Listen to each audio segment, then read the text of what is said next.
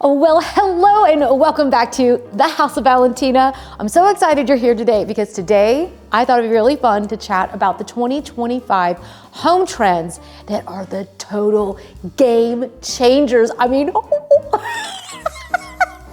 that was my excited voice. Trying to keep it chill here, but I am so pumped because these trends are really impactful, I think would be the word. They're going to really be something that changes your home game. I think you're gonna love these. Some of these I've got some mixed feelings about, but that's half the fun of the trends, is that it's really all about looking at what's going on, what people seem to really like, and choosing what works best for you, your lifestyle, the people you share your home with, the whole shebang. It's all about you. That's the best part about home, is that it's really all about cherry picking and creating a space that truly represents yourself. So I hope you'll leave this video feeling super inspired, loaded with lots of ideas, and yeah, make sure you hit subscribe if you haven't already, because we have a lot of videos coming out just in the next few weeks about these very things, and we don't want you to miss out. So let's jump into this video because I am so excited to talk about these game-changing 2025 home trends. Let's go.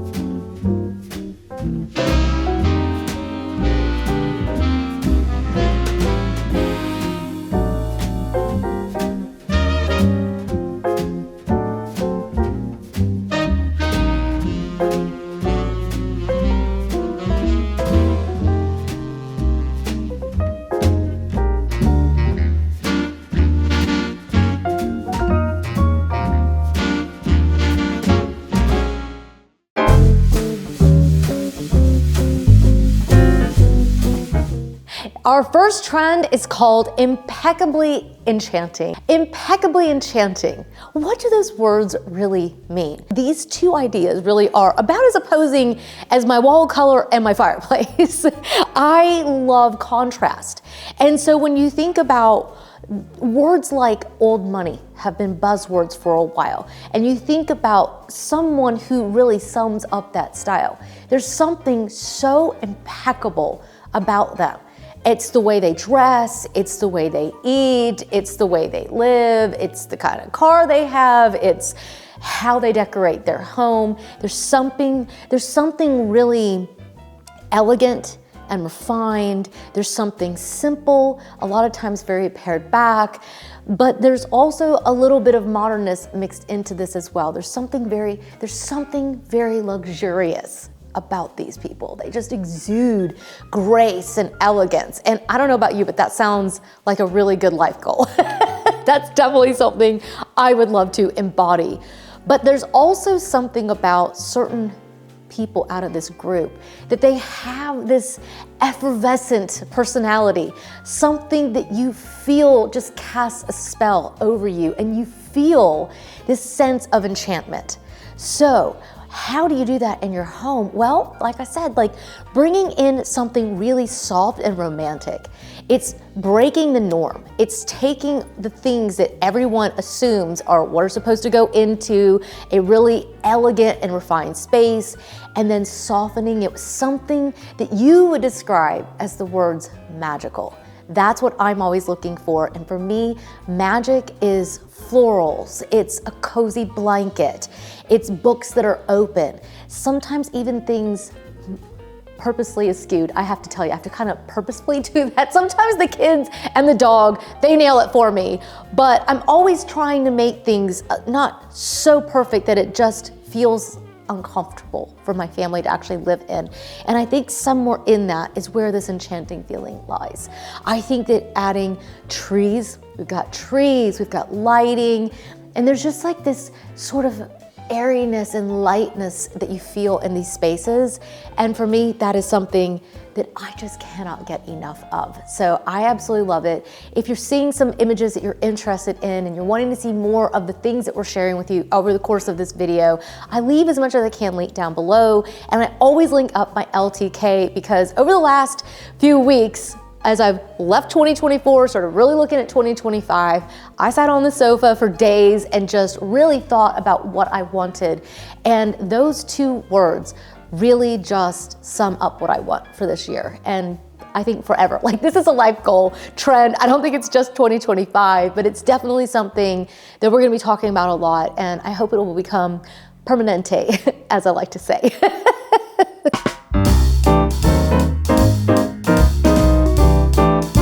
So we've been talking about enchanting, and now people are talking about the color blush. Every year around Valentine's Day, blush makes a comeback in small decor. Pink itself never really goes out of style, but the tones of pink definitely come and go. And right now, a really, really neutral. I think of blush as a pink that's so neutral, you almost don't even see it as pink. It just feels like a camel or a tan or a taupe. It's like so subtle. I absolutely love this color. This goes so far beyond Valentine's Day, right? Like, this isn't syrupy pink. It's not so sweet that your teeth hurt when you look at it. It's something different. It's something, I think it's very neutral. And for a neutral lover, this blush color, I think it's fantastic.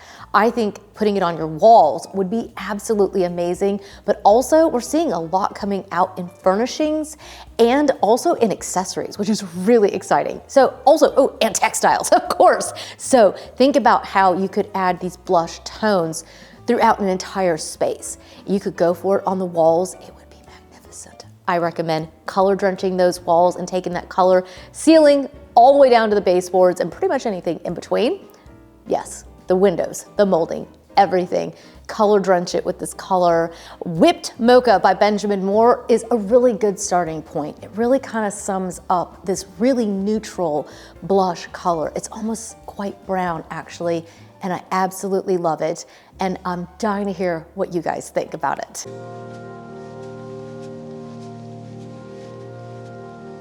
Dusty blues, just like that blush tone, is making such a big comeback. I feel like you always see this color really hitting catalogs, places like Pottery Barn, Our House. Everyone's gonna have this at the season, just like with the blush tones. I mean, Our House and Pottery Barn are just killing it right now with these colors. They have so many beautiful things that you can grab and add these colors into your home. But if you're looking for a dusty blue, it is crazy popular, and a lot of times we see it hit spring, summer. We associate blue with water, blue skies. It's a color you see coming back into interiors every single year. But I think that this is something a little bit more evergreen than that, because I really try to avoid trends that are just too trendy. I'm always looking for something that has something everlasting about it. And I think that this dusty blue is something that you guys, I know so many of you love this color because I've put it in to so many of your homes. We've done it in your mood boards. I would say the most popular spaces where we put these blues in are the dining room and also in your bedrooms. Those are the spaces that you guys just absolutely love, just a dash of blue. And I love, again, color drenching the walls with these blue tones and really doing tone on tone a lot of times.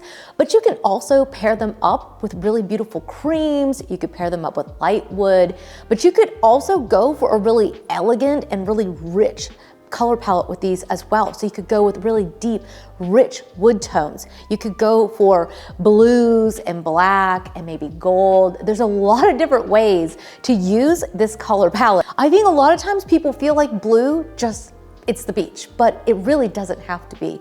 You could put this into a contemporary home. You could put it into a modern home. You could put it into a really classic home. That's why I think this is so game changing, because it's not so seasonal and it's really permanent and it's something that people just want. So when you think about the holidays arriving, think about like putting a Christmas tree into a blue dining room. Oh my gosh. so gorgeous, right? But then summer comes and you can pair it with really light linens and crisp whites and you're like, oh, right? It just works for all seasons. And that's why I think it's such a game-changing trend that people are just talking about. You'll see it definitely represented in so many of the color palettes of the year. Companies like Behr and Sherwin-Williams, Benjamin Moore, everybody's coming out with palettes, which I just love. And a dusty blue is right in there with all these palettes that are coming out. And I think it's a total game changer. Let me know what you guys think about the dusty blue trend.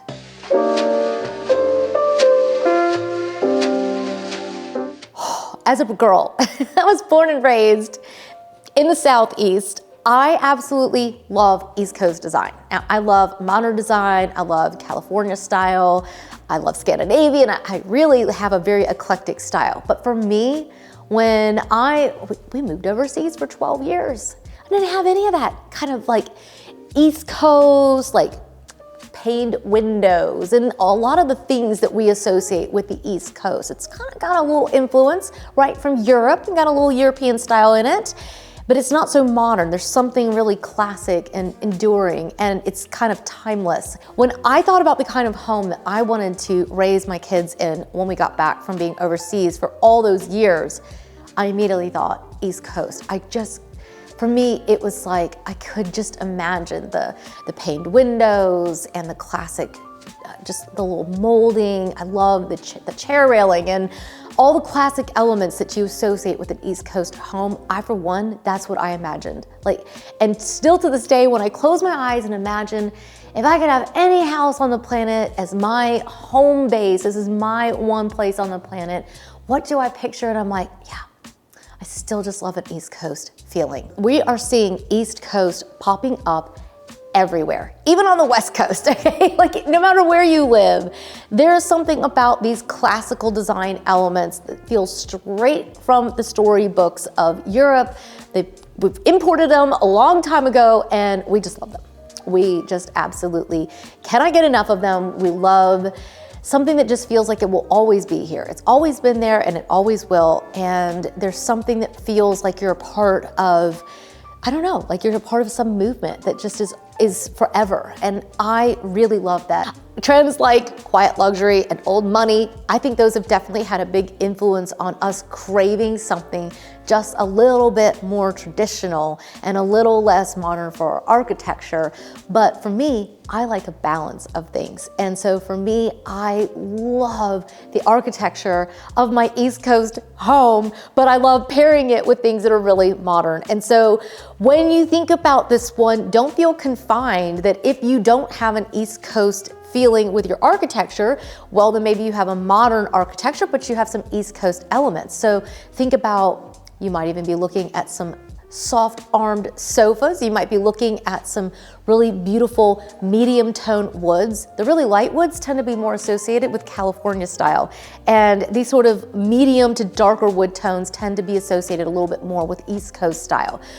But gosh, the possibilities are endless for how you can mix this into your home.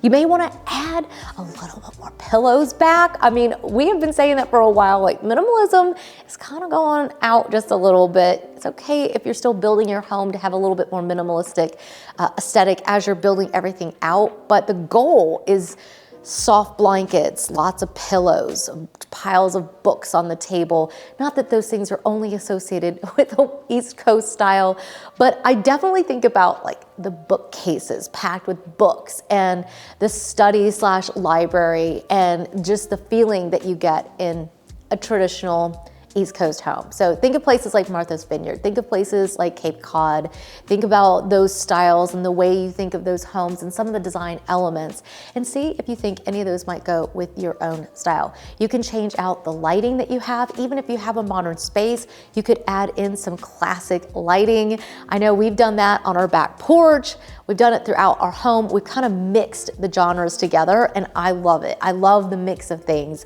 And that's the fun when it's yours, is that you get to make it anything you want.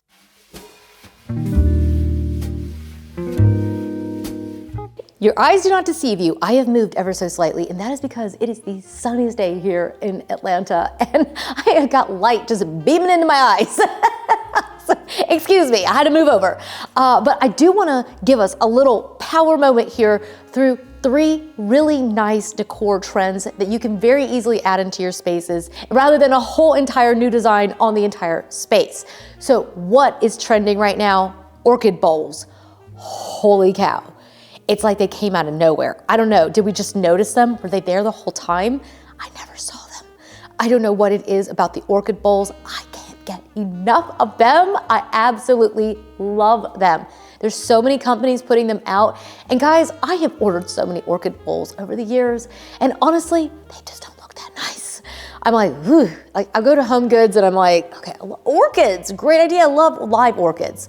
And then I look at the faux ones and I'm like, ugh, okay, not really my favorite, but you can make your own orchid bowls. Hang on, let me show you mine. All right, so it started with the really big one for me, and now I'm making them everywhere. So you can do these live. They look absolutely stunning with the live orchids. I just got this bowl off of Wayfair. I've got some moss sitting in here, and I just adore these. You can definitely make the orchid bowls with live orchids. But I think the reason that they're getting even more popular is because these faux florals, they're just getting so good at them. And now we're no longer avoiding faux florals, which I have put onto a great many of my videos that I do not like faux florals. And I will let you guys know when things got really good, and it happened. It happened, okay? So places like Pottery Barn, Wayfair, Amazon, you name it. I think even, if I remember correctly, I think even our house, I had them too. Orchid bowls are crazy in, and they just add a beautiful elegance to your space. And if you go for the faux ones, they're gonna last forever. The other ones, you have to be a little bit more patient. Once the florals die off, to just water them and they will come back. And that is very rewarding when they do. But either way, the orchid bowls are a really easy way to add just a little bit of elegance to any room in your house. Walls of mirror.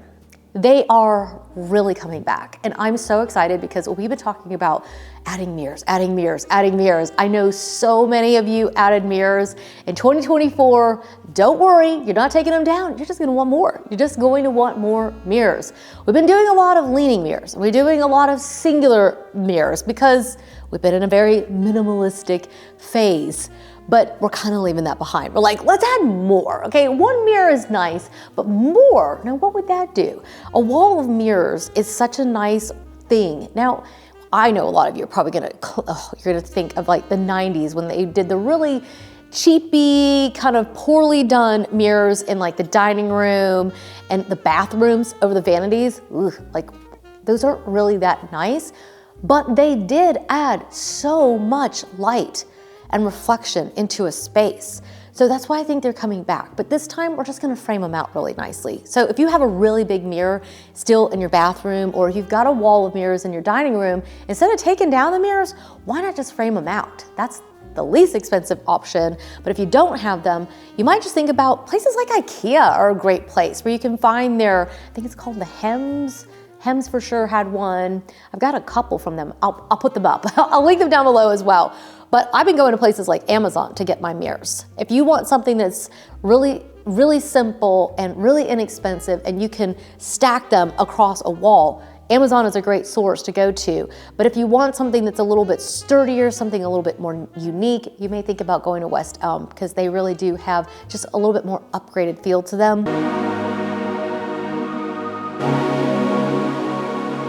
Finally, sculptural decor. I mean, she's got a lot of sculptural pieces. Really glad to hear that this one's hanging around. 2025 is definitely going to be defined by sculptural pieces. So it could be anything from a bowl to little spheres. It could be sculptural. It could be a sculptural table that you add in. That's definitely like moving on from like small decor pieces, but sculptural anything. That word is something that's not going away. So if you want to switch out your furniture, that's great, but you could also just add in some sculptures, actual sculptures. I buy them from places like Amazon and Wayfair if I'm looking for something really inexpensive. And then of course you can always just splash out a little bit more. I am a fanatic of companies like Arteriors and Noir. I talk about them like every other video. I really love their designs, but you don't have to spend the money. But if you see something really unique, this trend, it doesn't really ever go out of style. But right now we have a lot more available to us. And so that's why we get excited that this is a trend you're gonna be seeing everywhere. And it's such a nice trend to hop onto, because no matter what your style is, a sculptural will just add this feeling of elegance and sophistication to your room. So I hope I have left you feeling super inspired, because I have never been so excited about a design year ever. I am just like floating on a cloud of inspiration right now. I'm so excited about 2025. I just so wholeheartedly believe that we're about to just have so much fun this year. So I hope you'll hit subscribe, because get ready for more trends videos. Let's talk about paint. Let's talk about decorating. Let's talk about what we're going to avoid. It is all coming out very soon, and I don't want you to miss out, and we hope you'll be a part of the conversation. Also down in the comments, give the video a thumbs up if you loved it, and thank you so much for joining me. I'm gonna see you guys in the next one. Until then, bye for now.